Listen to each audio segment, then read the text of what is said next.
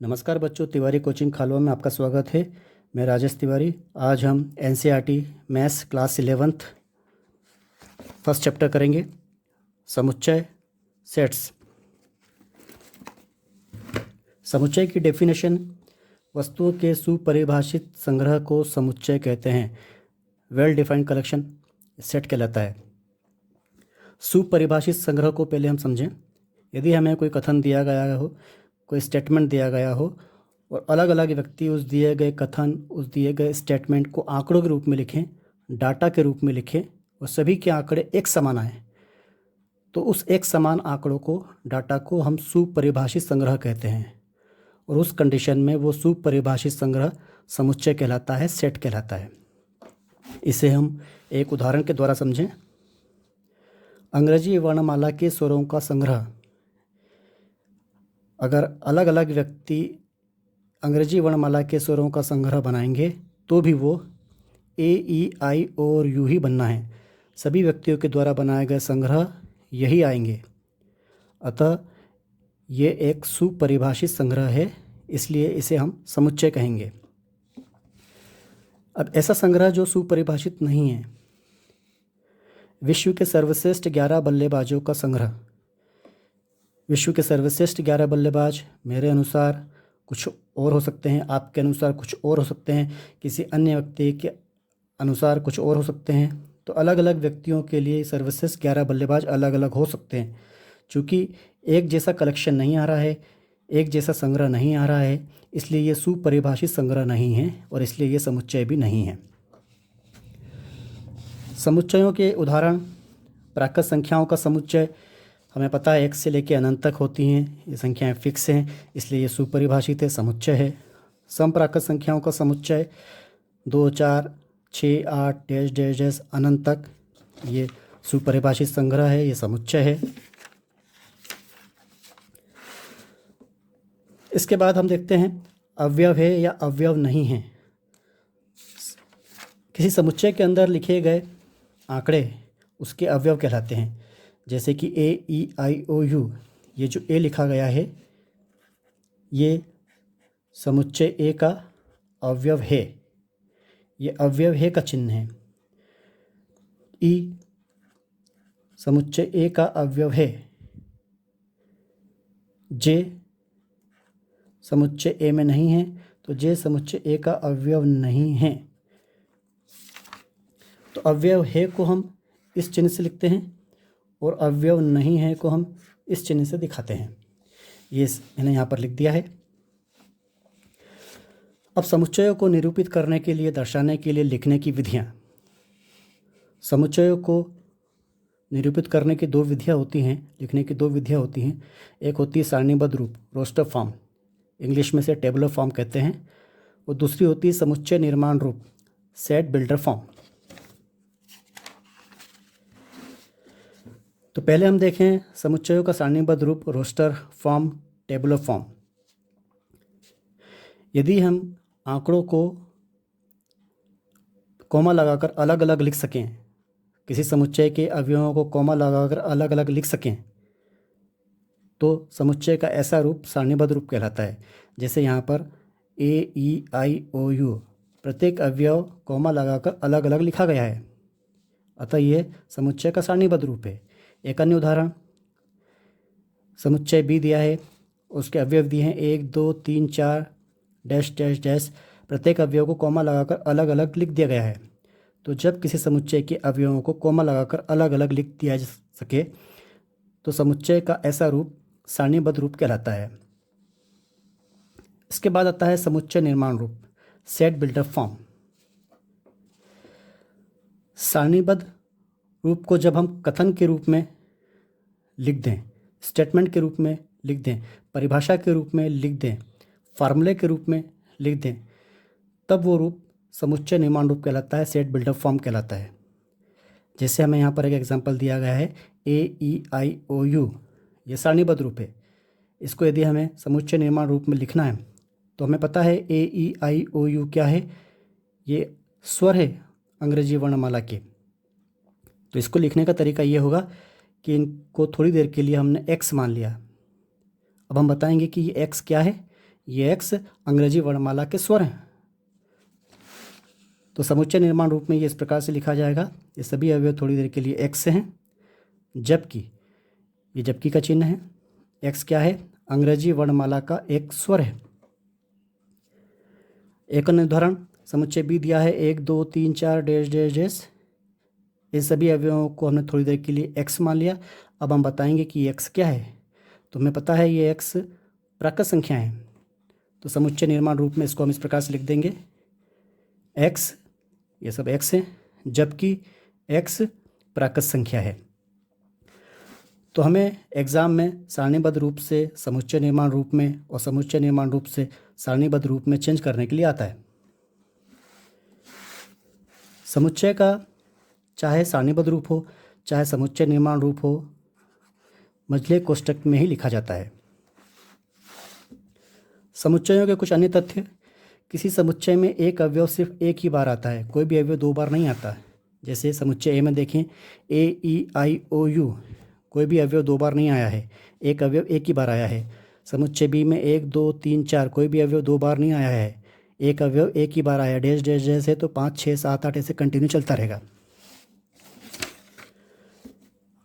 शब्द स्कूल का समुच्चय SCHOOL, यदि हम इसका समुच्चय बनाएं, एस एक बार है, सी एक बार है, एच एक बार है, लिख दिया, एल एक बार लिख दिया कॉमा लगा के, ओ दो बार था तो ओ एक ही बार आएगा। अब एक्सरसाइज 1.1 के क्वेश्चन हल करेंगे हम। हमें पहला क्वेश्चन दिया गया है, निम्नलिखित में कौन से समुच्चय हैं, अपने उत्तर का औचित्य बताइए। तो यदि दिया गया कथन सुपरिभाषित संग्रह वाला होगा तो वो समुच्चय होगा।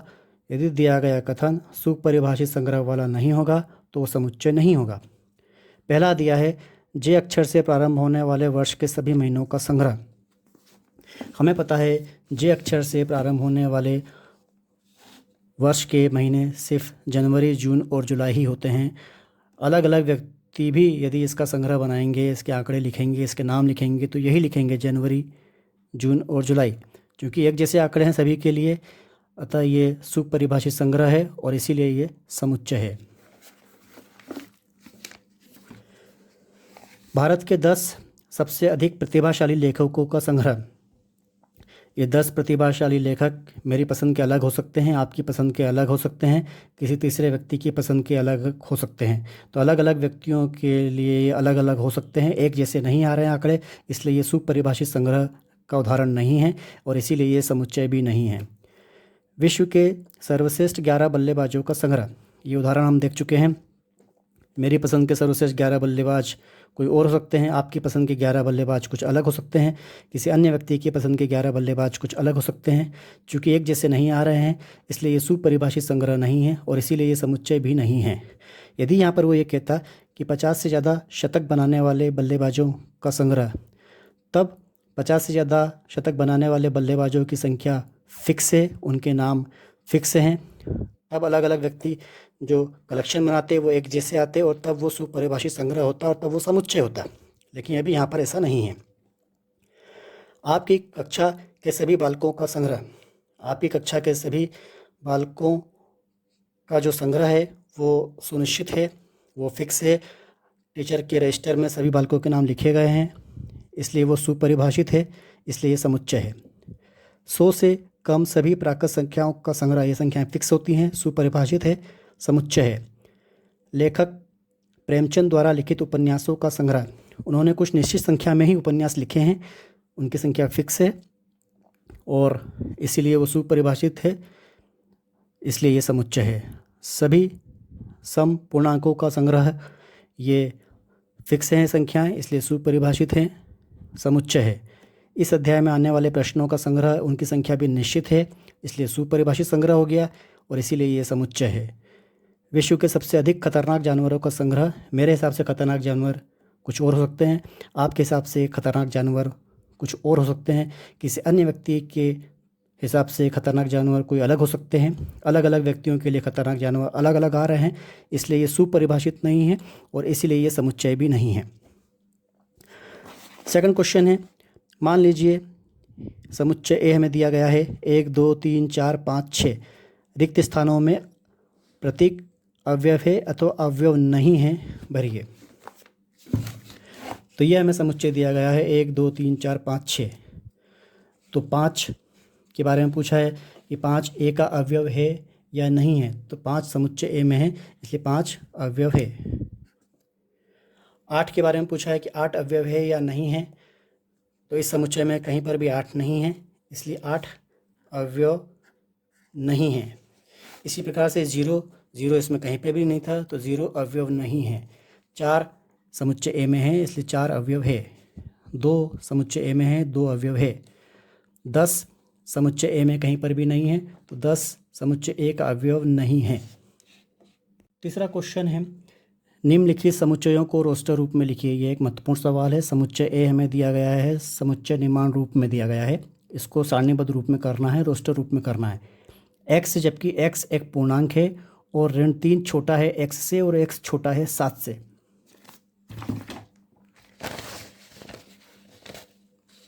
तो हमें रोस्टर रूप, सारणीबद्ध रूप, टेबल ऑफ फॉर्म में चेंज करना है समुच्चय निर्माण रूप को। पूर्णांक संख्याएं क्या होती हैं? पूर्णांक संख्याएं ऋण अनंत से धन अनंत तक होती हैं। ये हमने लिख दी हैं पूर्णांक संख्याएं। ऋण अनंत से चली आ रही हैं -4 -3 -2 -1 0 1 2 3 4 5 6 7 8 डैश डैश डैश धन अनंत तक। अब हमें कंडीशन दी है ऋण 3 छोटा है x से और x छोटा है 7 से। ये जो x है ये पूर्णांक संख्याएं हैं और इस x में हमें ऋण 3 से 7 तक आने वाली संख्या लेनी है। या तो ऋण 3 और 7 भी उसमें शामिल हो जाएगा या हो सकता है कि ये अंक उसमें शामिल ना हो।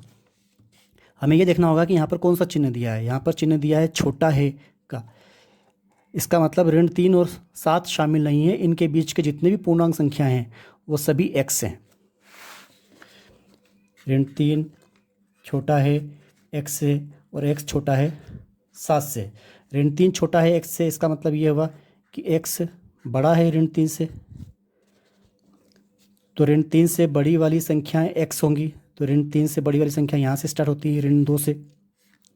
फिर एक कंडीशन दी है कि x छोटा है 7 से, तो x 7 से छोटी वाली संख्याएं होंगी। ये 7 है, 7 से छोटी वाली संख्याएं ये हैं 6 तक। तो ये संख्याएं हमारी x वाली संख्याएं होंगी -2 -1 0 1 2 3 4 5 6। ये x है। यदि यहाँ पर बराबर का चिन्ह भी दे दिया जाता तब ऋण 3 भी शामिल हो जाता और 7 भी शामिल हो जाता और ऋण 3 से लेकर 7 तक के पूर्णांक संख्याएं होती हैं, लेकिन अभी यहाँ पर ऐसा नहीं है। तो इस प्रकार समुच्चय ए के जो अवयव बने हैं -2 -1 0 1 2 3 4 5 6। दूसरा सवाल दिया है समुच्चय बी x है जबकि x जहाँ संख्या 6 से कम एक प्राकृत संख्या है। प्राकृत संख्या हमें पता है x से अनंत तक होती हैं और 6 से कम प्राकृत संख्याएं 1 2 3 4 और 5। तो b के अवयव क्या हो गए 1 2 3 4 5। तीसरा सवाल दिया है समुच्चय सी दिया है x जबकि x 2 अंकों की ऐसी प्राकृत संख्या है जिसके अंकों का योगफल 8 है। हमें पता है प्राकृत संख्याएं 1 से लेकर अनंत तक होती हैं। 2 अंकों की प्राकृत संख्याएं 10 से लेकर 99 तक होती हैं। 10 से छोटी प्राकृत संख्या 1 अंक की होगी और 99 से बड़ी प्राकृत संख्या 3 अंकों की होगी और फिर उसके बाद 4 अंकों की भी आ सकती है, आगे 5 अंकों की भी आ सकती है। 2 अंकों की प्राकृत संख्याएं 10 से लेकर 99 तक हैं। अब हमें 2 अंकों की वो प्राकृत संख्या लेनी है जिनके अंकों का योग 8 आता हो। जैसे यहाँ पर अगर 10 है तो इसके अंकों का योग 1 धन 0 1 ही आ रहा है। अगर 11 है तो 1 धन 1 योग 2 ही आ रहा है। हमें अंकों का योग 8 वाली प्राकृत संख्या लेनी है, 2 अंकों वाली। तो 17 एक ऐसी संख्या है जिस पे अंकों का योग 1 धन 7 8 आता है। ऐसे 20 से 30 के बीच में 26 एक ऐसी संख्या आता है जहाँ पर 2 और 6 का योग 8 आता है। 30 से 40 के बीच में 35 एक ऐसी संख्या आती है जहाँ 3 और 5 का योग 8 आता है। 40 से 50 के बीच में 44 एक ऐसी संख्या आती है जहाँ पे अंकों का योग 8 आता है। 50 से 60 के बीच में 53 है, 60 से 70 के बीच में 62 है, 70 से 80 के बीच में एक तो 71 है जिसके अंकों का योग 8 है, और फिर 80 भी है, 8 और 0 का योग 8 है। फिर 81 यदि हम लें तो 8 धन 1 9 होता है। अब योग 8 से ज़्यादा आने लगा है, तो हमारी संख्याएं 17, 26, 35, 44, 53, 62, 71 और 80 हैं।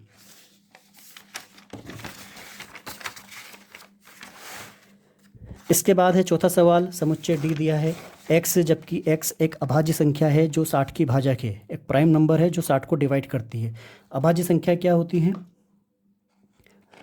जिसमें स्वयं का भाग जाए, अन्य किसी संख्या का भाग ना जाए। अभाज्य संख्याएं 2 से स्टार्ट होती हैं, वो हमने यहाँ पे लिख दी हैं। 2, 3, 5, 7, 11, 13, 17, 19, 23, 29 डैश डैश डैश, ये अभाज्य संख्याएं, इनमें सिर्फ स्वयं का ही भाग जाता है। अब हमें ऐसी संख्याएं सिलेक्ट करनी हैं, ऐसी संख्याओं का समुच्चय लेना है जो अभाजित तो हो लेकिन 60 की भाजक भी हो। तो हम 2 के लिए चेक करें, 60/2 किया तो 2 60 को 30 बार डिवाइड कर देता है, तो 2 60 का भाजक है। 3 के लिए चेक करें तो 3 60 को 20 बार डिवाइड कर देता है, तो 3 60 का भाजक है। 5 60 को 12 बार डिवाइड कर देता है, तो 5 60 का भाजक है। लेकिन अन्य कोई संख्या 60 को डिवाइड नहीं कर पाती पूरी तरीके से, इसलिए वो 60 की भाजक नहीं है। तो ऐसी अभाज्य संख्याएं जो 60 की भाजक हो वो 2, 3 और 5 हैं। तो हमने समुच्चय बना दिया d बराबर 2, 3 और 5। इसके बाद है समुच्चय ई, हमें दिया गया है ट्रिग्नोमेट्री शब्द के सभी अक्षरों का समुच्चय। हमें पता है किसी समुच्चय में एक अक्षर एक ही बार आता है, हम बना देंगे समुच्चय। टी लिख दिया, आर लिख दिया, आई लिख दिया, जी लिख दिया, ओ लिख दिया, एन लिख दिया। अब इस ओ को नहीं लिखेंगे क्योंकि ओ एक बार आ चुका है। फिर एम लिख दिया, ई लिख दिया। इस टी को नहीं लिखेंगे क्योंकि ये टी एक बार आ चुका है। इस आर को नहीं लिखेंगे क्योंकि ये आर भी एक बार आ चुका है। फिर वाई लिख दिया, तो ये ट्रिग्नोमेट्री का समुच्चय बन गया। फिर दिया है एक अन्य एफ बेटर, BETTER शब्द के सभी अक्षरों का समुच्चय। हमें पता है कि किसी समुच्चय में एक अवयव एक ही बार आता है, तो बी लिख दिया, ई लिख दिया। टी 2 बार आया है तो टी एक ही बार लिख दिया। ई एक बार आ चुका है तो नहीं लिखा। फिर आर लिख दिया, तो BET और आर। चौथा सवाल दिया है निम्नलिखित समुच्चयों को समुच्चय निर्माण रूप में व्यक्त कीजिए। अब हमें सारणीबद्ध रूप में दिए गए हैं समुच्चय और उन्हें समुच्चय निर्माण रूप में लिखना है। पहला है 3, 6, 9, 12। यह महत्वपूर्ण सवाल है। 3, 6, 9, 12 इसे समुच्चय निर्माण रूप में लिखना है। मतलब या तो हम इसको डेफिनेशन के रूप में लिखें, परिभाषा के रूप में, स्टेटमेंट के रूप में, या फार्मूले के रूप में लिख दें। तो इसका हम एक फार्मूला बनाते हैं, फार्मूला डिराइव करते हैं। 3 को हम लिख सकते हैं 3 गुणित 1, 3 होता है इसका मान। 6 को हम लिख सकते हैं 3 गुणित 6, ये 6 आ गया। 9 को लिख सकते हैं 3 गुणित 3, 9 आ गया। 12 को लिख सकते हैं 3 गुणित 4, 12 आ गया। तो ये 3 तो फिक्स है, इस फिक्स मान को हमने 3 को लिख दिया। अब इसके जो गुणज हैं जो बदल रहे हैं, तो जो मान बदल रहे हैं उसको हम n के रूप में लिख देंगे, तो 3n हो गया। अब ये n के मान कहाँ से कहाँ तक बदल रहे हैं? 1 से लेके 4 तक बदल रहे हैं। तो हम यहाँ लिख देंगे कि जहाँ n के मान 1 से लेके 4 तक बदल रहे हैं, इसको लिखने का तरीका ये है कि जब 1 भी शामिल हो और 4 भी शामिल हो और 1 से लेके 4 तक के सारे अंक आ रहे हों, तो 1 छोटा है या बराबर है n से, और n छोटा है या बराबर है 4 से। 1 से लेके 4 तक n बदल रहा है, 1, 2, 3, 4, ये n के मान है। n का मान जब हम 1 रखेंगे तो 3 गुणित 1 3 आ जाएगा। n का मान जब हम 2 रखेंगे, 3 गुणित 2 6 आ जाएगा। 3 रखेंगे 9 आ जाएगा। 4 रखेंगे 12 आ जाएगा। तो इस समुच्चय को संतुष्ट कर देगा। तो इसको हम इस प्रकार से लिखेंगे कि समुच्चय ए, इस सभी अवयव थोड़ी देर के लिए हमने मान लिया कि x हैं, जबकि ये x क्या है 3n के रूप में है, जहाँ n क्या है एक छोटा है बराबर है n से और n छोटा है बराबर है 4 से। ये इसका समुच्चय निर्माण रूप हो गया। अगला दिया है 2 4 8 16 32। इसे समुच्चय निर्माण रूप के रूप में लिखें। इसका हम एक फार्मूला डिराइव करें तो 2 4 8 16 32 को हम इस प्रकार से लिख सकते हैं। 2 की घात 1 2 होता है, 4 2 की घात 2 4 2 की घात 3 8 2 की घात 4 16 2 की घात 5 32। तो आप देखें कि ये जो बेस है ये फिक्स है, तो जो फिक्स है वैल्यू उसको तो हमने लिख दिया। अब घात बदल रही है तो जो मान बदलता है उसको हम n के रूप में लिखते हैं। चूँकि घात हैं तो n को घात के रूप में लिख दिया। तो ये हमारा x का मान हो गया, जहाँ n का मान कहाँ से कहाँ तक बदल रहा है, 1 2 3 4 और 5 तक बदल रहा है। तो n का मान 1 से लेके 5 तक है। एक छोटा है बराबर है n से और n छोटा है बराबर है 5 से। तो इसको हम इस प्रकार से लिख देंगे 2 4 8 16 32 को। ये सभी संख्याएं थोड़ी देर के लिए हमने x मान ली हैं। तो समुच्चय b बराबर x, जबकि ये x क्या है 2 की घात n है, 2 की घात n के रूप में है, जहाँ n एक छोटा है बराबर है n से और n छोटा है बराबर है 5 से। इसके बाद अगला महत्वपूर्ण सवाल है 5 25 125 और 625।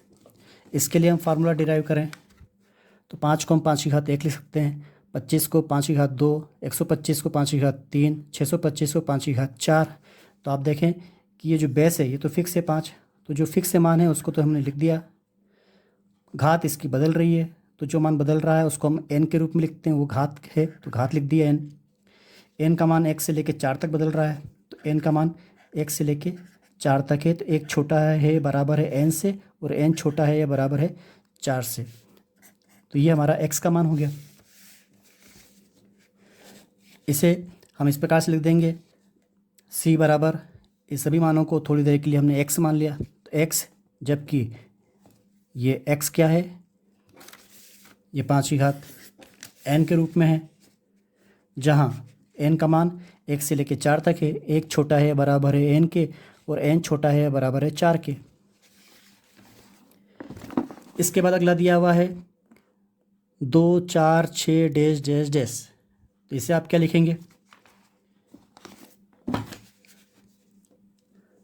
आप समुच्चय d लिख दें और x, जबकि x क्या है 2 4 6 8 ये सब क्या है, ये समप्राकृत संख्या है। समप्राकृत संख्या है। इसके बाद पांचवा हमें दिया गया है समुच्चय 1 4 9 16 डैश डैश डैश 100। इसे फार्मूले के रूप में डिराइव करें तो 1 को हम लिख सकते हैं 1 की घात 2, 4 को लिख सकते हैं 2 की घात 2, 9 को लिख सकते हैं 3 की घात 2, 16 को लिख सकते हैं 4 की घात 2। इसके बाद 25 आता तो 5 की घात 2 हो जाता, 36 आता तो 6 की घात 2 हो जाता, फिर लास्ट में 100 है तो 10 की घात 2। तो आप देखें कि इस बार जो फिक्स है वो है घातें, सब घातें 2 हैं। तो घात के रूप में हमारा जो 2 आने वाला है उसको हमने लिख दिया। और बदल क्या रहा है, बेस, तो जो बदल रहा है उसको हमने n के रूप में लिख दिया, n की घात 2। अब n का मान कहाँ से कहाँ तक बदल रहा है, n का मान 1 से लेके 10 तक बदल रहा है। n का मान 1 से लेके 10 तक है। एक छोटा है बराबर है n के और n छोटा है बराबर है 10 के। ये हमारे x के मान हो जाएगा। तो इसको हम इस प्रकार से लिखेंगे, इन सभी संख्याओं को थोड़ी देर के लिए हमने x मान लिया तो x, जबकि x किस रूप में है, n की घात 2 के रूप में है, जहाँ n का मान 1 छोटा है बराबर है n से और n छोटा है बराबर है 10 के। पांचवा सवाल है निम्नलिखित समुच्चयों के सभी अवयवों सदस्यों को सूचीबद्ध कीजिए। अवयव को सदस्य भी कहते हैं। पहला दिया है समुच्चय a बराबर x, जबकि x एक विषम प्राकृत संख्या है। सूचीबद्ध करना है मतलब सारणीबद्ध रूप में लिखना है, टेबल फॉर्म में लिखना है। x, जबकि x एक विषम प्राकृत संख्या है। ये समुच्चय निर्माण रूप दे रखा है, हमें सारणीबद्ध रूप में करना है, एक एक अवयव को कॉमा लगाकर अलग अलग दिखाना है। तो हमें पता है विषम पूर्णांक संख्या क्या होती है, 1 3 5 7 डैश डैश डैश अनंत तक। वही हमने लिख दिया, समुच्चय के अवयव 1 3 5 7 कॉमा लगाते गए डैश डैश डैश अनंत तक। दूसरा दिया है x, जबकि x एक पूर्णांक है जहाँ ऋण 1/2 छोटा है x से और x छोटा है 9/2 से। ये x एक पूर्णांक संख्या है जिसके मान ऋण 1/2 और धन 9/2 के बीच वाले पूर्णांक हमको लेना है। हमें पता है पूर्णांक संख्याएं ऋण अनंत से धन अनंत तक होती हैं। ये हमने लिख दिया, -3 -2 -1 0 1 2 3 4 5 6 7 ऋण अनंत से धन अनंत तक। कंडीशन है ऋण 1/2 छोटा है x से और x छोटा है 9/2 से। ऋण 1/2 x से छोटा है, इसका मतलब ये है कि x बड़ा है ऋण 1/2 से। इसका मतलब x बड़ा है, ऋण 1/2 को हम ऋण 0.5 ले सकते हैं। x का मान -0.5 से बड़ा है, -0.5 से बड़े वाले पूर्णांक आएंगे। ये स्वयं पूर्णांक नहीं है 0.5, लेकिन इसके बड़े वाले जो पूर्णांक है वो हमें x के रूप में लेना है। तो -0.5 कहाँ पे आएगा, -1 और 0 के बीच में, यहाँ -0.5 आएगा। तो इससे बड़े वाली पूर्णांक संख्याएं यहाँ से स्टार्ट होती हैं 0 से, ये आ जाएंगी। फिर दूसरी कंडीशन दी है कि ये जो x पूर्णांक है ये छोटा है 9/2 से। 9/2 का मान होता है 4.5। 4.5 पूर्णांक नहीं होता, लेकिन उसने कंडीशन दी है कि 4.5 से छोटे वाले पूर्णांक हमें लेना है।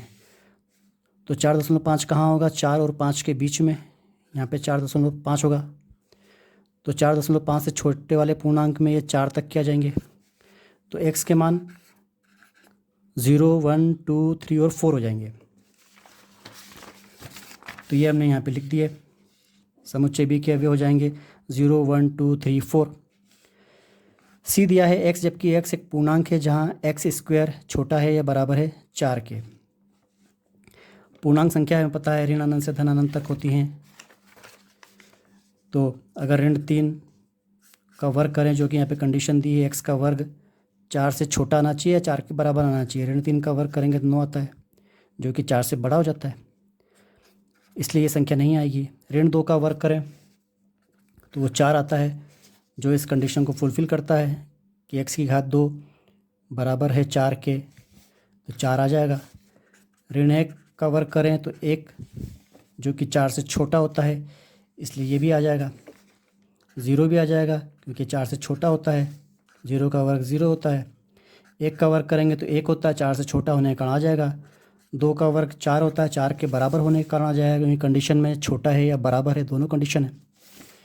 लेकिन 3 नहीं आएगा क्योंकि 3 का वर्ग 9 होता है, जो कि 4 से बड़ा होता है। तो हमारी संख्या क्या हो गई, 4 ऋण 2 ऋण 1 0 1 और 2, ये पूर्णांक आएंगे। तो सी के अवयव हो गए -2 -1 0 1 और 2। फिर डी दिया है x, जबकि x लॉयल LOYAL शब्द का एक अक्षर है। हमें पता है कि किसी समुच्चय में एक अवयव एक ही बार आता है, इसको सारणीबद्ध रूप में लिखेंगे। L एक बार लिख दिया, O एक बार लिख दिया, Y एक बार लिख दिया, A एक बार लिख दिया। L 2 बार है, इसलिए एक बार वो आ चुका है, दूसरी बार नहीं लिखेंगे। तो डी के अवयव हो गए LOYA। ई दिया है x, जबकि x वर्ष का एक ऐसा महीना है जिसमें 31 दिन नहीं होते हैं। इसको हम इस प्रकार से समझें, ये ऊपर उठा हुआ ये 31 का महीना है, और जो दबे हुए हिस्से हैं ये 31 के नहीं हैं। इसको हम यहाँ से रेट करते हैं जनवरी, फरवरी, मार्च, अप्रैल, मई, जून, जुलाई, फिर स्टार्ट करते हैं यहीं से अगस्त, सितंबर, अक्टूबर, नवंबर और दिसंबर। जो उठे हुए हिस्से हैं ये 31 के, जो दबे हुए हिस्से हैं ये 31 के नहीं हैं। तो अब आप देखें, जनवरी के बाद फरवरी 31 का नहीं है, मार्च के बाद अप्रैल 31 का नहीं है, मई के बाद जून 31 का नहीं है, फिर जुलाई और अगस्त के बाद सितंबर 31 का नहीं है, अक्टूबर के बाद नवंबर 31 का नहीं है। तो कौन कौन से महीने आए हैं, फरवरी, अप्रैल, जून, सितंबर और नवंबर। फिर हमें दिया है x, जबकि x अंग्रेजी वर्णमाला का एक व्यंजन है जो k से पहले आता है। हमें पता है k से पहले आने वाले इंग्लिश के जो अल्फ़ाबेट होते हैं वो होते हैं ABCDEFGHIJ। अब उसने कहा है के पहले वाले सिर्फ व्यंजन, तो यहाँ पर जो स्वर आए उनको हटा दें। ए स्वर है, इसको हटा दिया। ई स्वर है, उसको हटा दिया। आई स्वर है, उसको हटा दिया। तो व्यंजन क्या बचे? BCDFGH और J, वो हमने लिख दिया। F बराबर BCDFGH और J। थैंक यू बच्चों। यदि आपको वीडियो पसंद आया तो आप इसे लाइक कीजिए, सब्सक्राइब कीजिए, शेयर कीजिए।